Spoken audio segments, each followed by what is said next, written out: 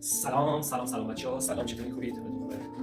من اومدم جلسه دوم از تمرینات آمادگی جسمانی بدنسازی با یاسر فول بادی میزنیم. قرار شد تو فاز سازگاری ساختاری باشیم. جلسه دوممونه. جلسه پیش با تمرینات سبک شروع کردیم. این جلسه میخوام با یه دونه میله هالتر خالی، چون تو فاز سازگاری ساختاری هستیم خالی، ولی چندین حرکت مختلف باش بزنم. فول بادی. میله هالتر من 2 متر و 20 سانته، وزنش 20 کیلوه. شما میتونید به جای میله هالتر هست چیزای مختلف استفاده کنید. اگه یه میله گر یا یه میله که سنگین باشه، حتی 5 کیلو باشه، 10 کیلو باشه، میتونه مثلا یه باکس آب معدنی بزرگ باشه، میتونه 2 تا باکس آب معدنی کوچیک باشه، میتونه هر چیز سنگینی که جای دستگیر گرفتن داشته باشه و اذیتتون نکنه، یه دونه یا 2 تا باشه، به جای میله هالتر ازش استفاده کنیم. بریم تمرینات با هم بزنیم. طبق معمول از تمرینات پا شروع می‌کنم. 4 یا 5 تا حرکت پا می‌زنیم. بعد 5 تا 6 تا 4 تا حرکت بالا تنه می‌زنیم. یکم شکم و فیله می‌زنیم.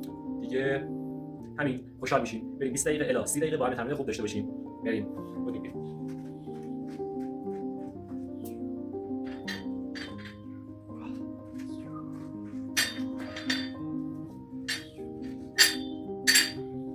حرکت اول من میخوام با ددلیفت شروع کنم. ددلیفت، لیفت مرده. بریم.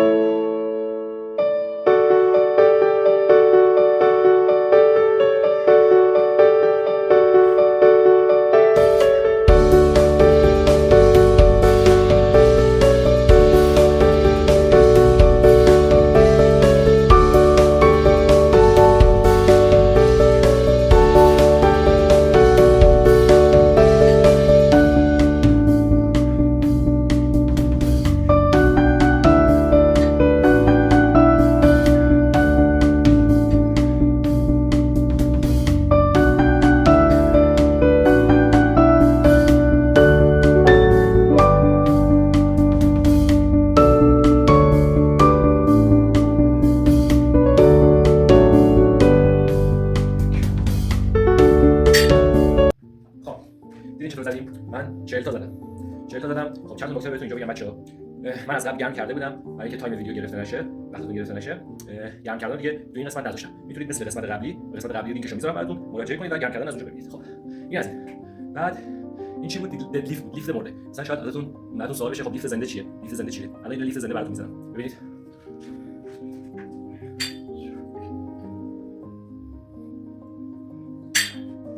این لیفت زنده بود، یعنی میگیری بالا و میاری بالا، شبیه حرکات وزنه برداریه.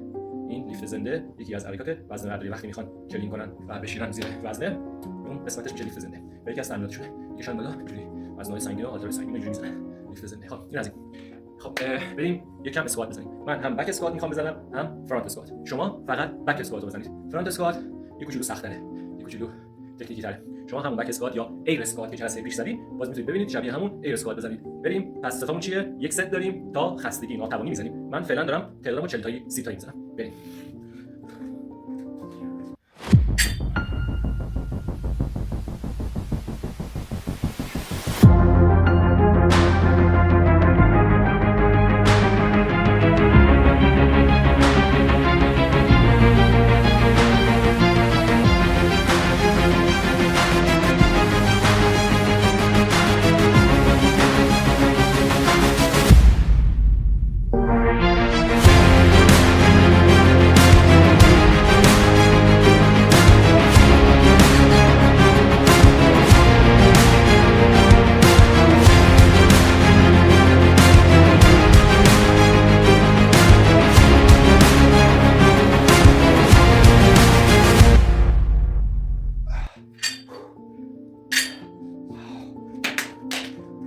سخت بود.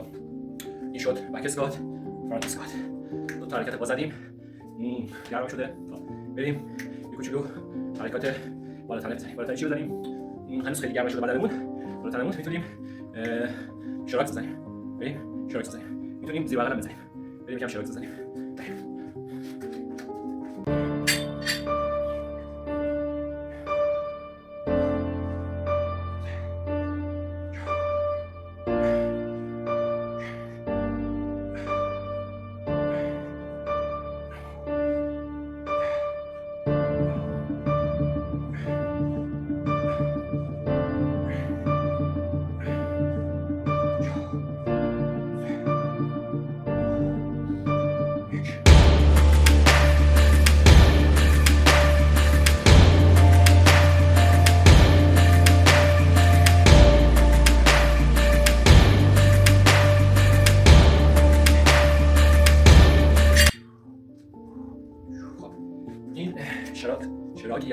زدیم، از جلو زدیم، از پشت میشه زد، داریم زدیم. حرکت بعدی میخوام زیر بغل بزنم.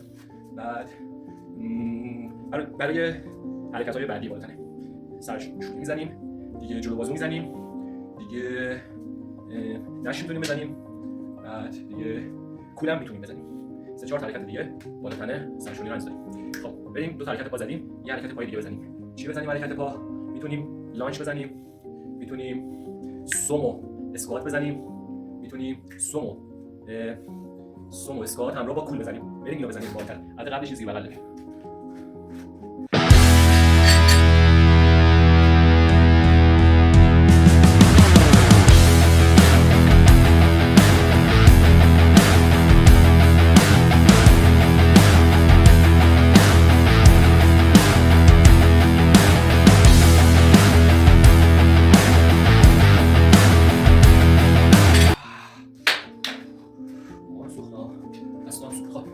این از زیر بغل زدیم، فکر کنم 35 6 زدم. حرکت بعدی میریم سومو، اینجوری باز بالا میریم بالا میریم میگه سومو اسکوات همراه با کول. یه اسم بال تو کراسفیت دارید الان یادم رفت، یادم نیست خیلی بال داره کراسفیت. بریم بزنیمش.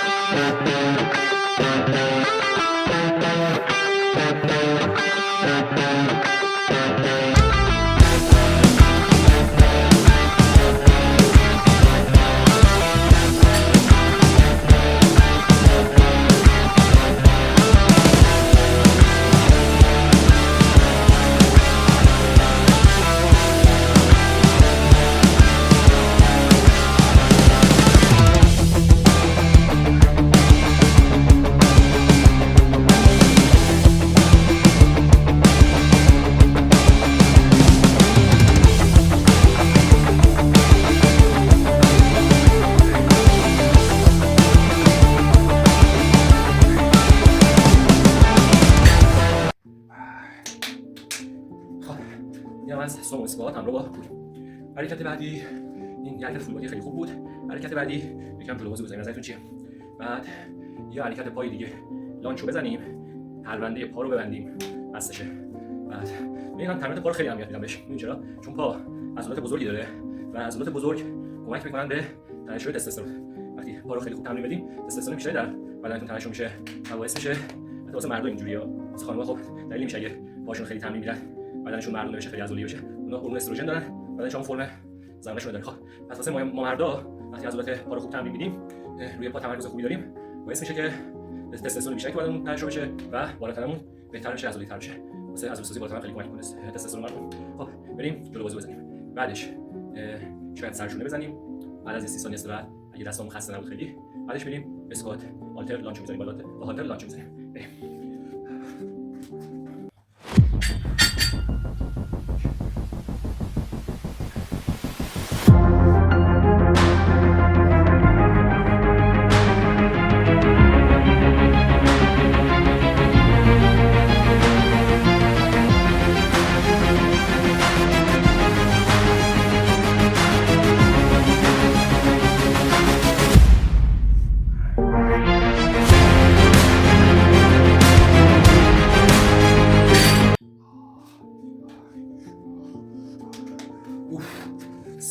من 30 تا زدم.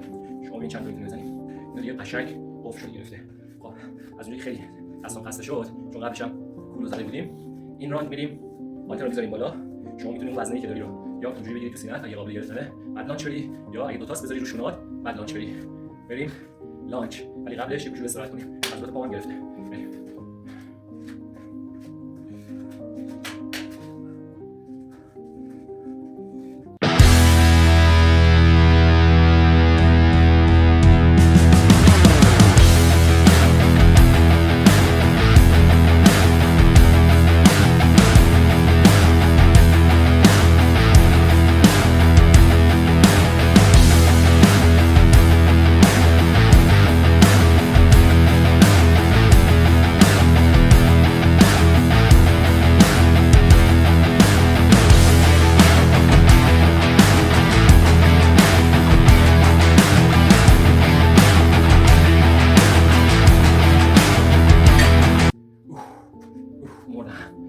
واقعا بعد مدت‌ها که تمرین شروع می‌کنی خیلی سخته.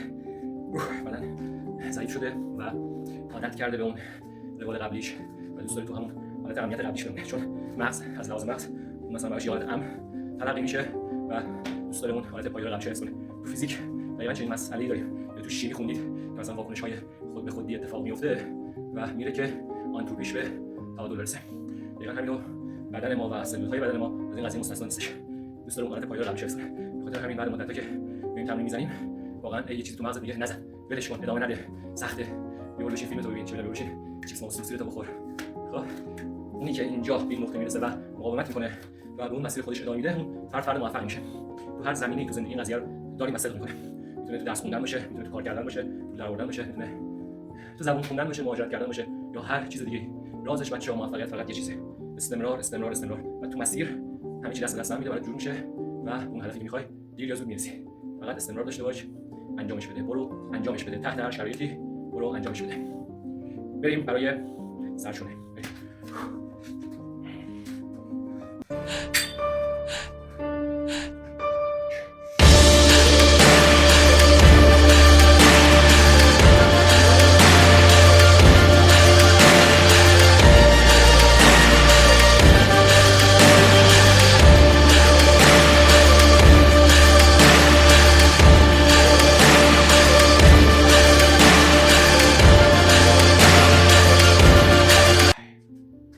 من 20 تا زدم، لانچ هم 20 تا زده بودم، بعد سرشونه هم زدیم.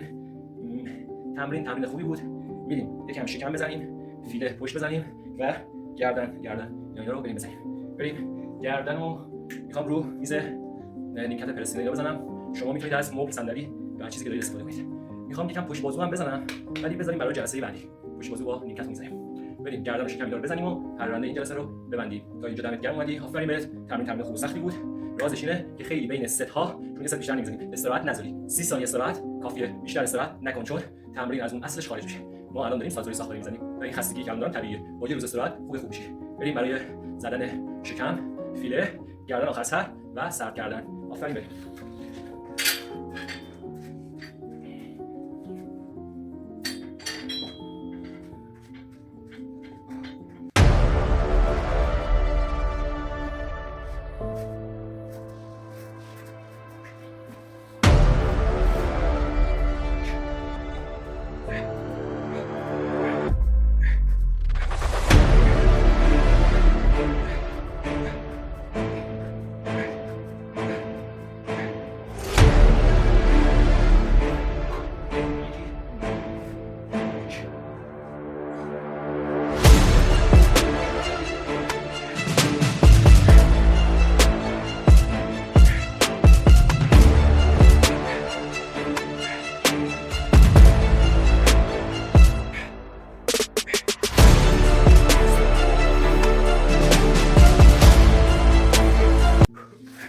خب بچه‌ها، حرکت اول که شکم دیدید با اینجوری بازو بسته میشد دستا رو پا، اون بهش میگن شکم وی، شکم 7 وی. بعدی بود پهلوها، این آرنج میخورد به پای زانوی مخالف، بعدی میومد میخورد به زانوی مخالف. این مثل پهلوام بود. من 15 16 اولی زدم، 15 16 هم دومی زدم. جمع من 30 تا شکم زدم. این شکم شکمای حرفه‌ای هستن. اگه شما از هر کدوم 5 تا زدی، 5 تا وی، 5 تا این، 5 تا این، کارت خوبه، کارت کردی. ولی کلا شکمو هر چقدر میتونی بزن، برات خوبه. بریم حرکت کمر، جلسه پیش زدیم. خیلی حرکت خوبیه. بریم فیلامو بزنیم.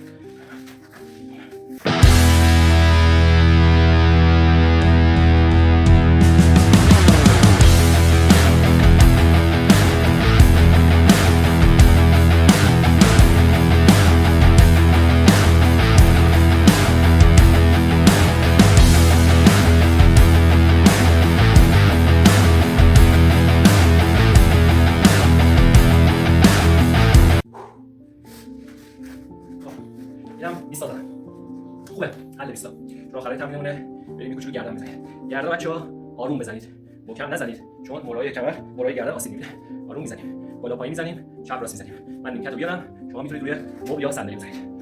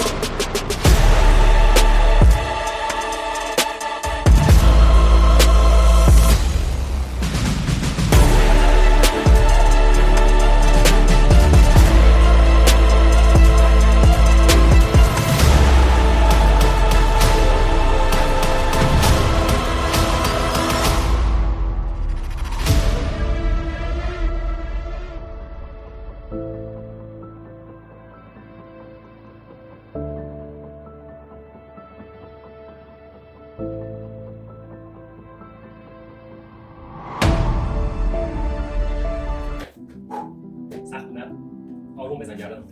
حتما حرکات رو آروم بزن. من تاکید میکنم چون سرعت ویدیو رو 2 برابر میخوام بکنم، شما آروم بزن. مثل اون سرعتی که تو ویدیو میبینی بزن. اوکی حله. بریم. یه سرد کردن در حد 5 6 دقیقه داشته باشیم.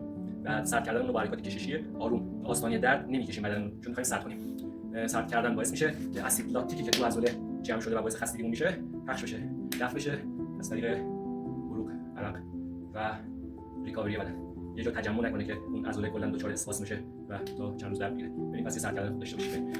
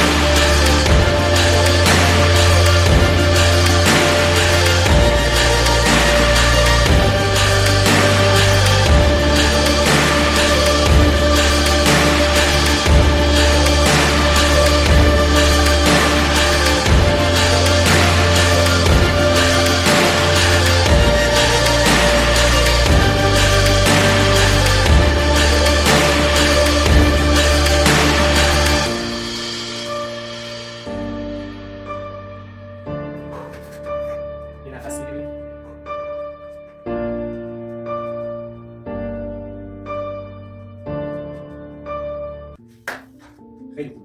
من حسابی حال داد. امیدوارم شما لذت برده باشید. تا جلسه بعدی که جلسه سوم میشه. بای بای. ما این دوره رو چند جلسه میزنیم؟ 12 جلسه میزنیم. اوکی؟ 2 جلسه رفتیم، 10 تا جلسه دیگه مونده. این برای یه ماهه. اونایی که دوست دارن میتونن این برنامه رو 2 ماه بزنن یا 6 هفته 1 ماه بزنن. بای بای تا جلسه بعد.